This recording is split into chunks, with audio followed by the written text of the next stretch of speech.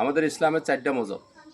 মুসলমানদের মজহব হলো শিয়া শিয়া সমুদায়, ভেঙে গেল। এটা হলো সুন্নি সমুদায়, এটাও ভেঙে গেল।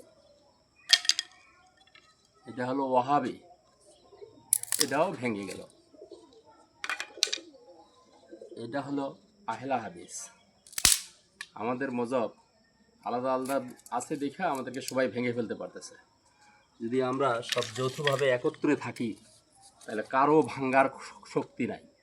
পৃথিবীর এমন কোনো শক্তি নাই যে আমাদের মজহবগুলো ভেঙে ফেলে। আমরা যদি 4 সমুদায় এক হয়ে যাই, ইনশাল্লাহ ভারতের মতো দেশ আমাদের দিকে তাকাই কথা বলার সাহস নাই। ওরা গায়ের মুদ খায়, আমরা গায়ের মাংস খাই। তাহলে আমাদের সাথে তারা পারবে? কখনো পারবে না। তো আমাদের ইসলামের সমস্ত মজহব এক থাকতে হবে ইনশাআল্লাহ।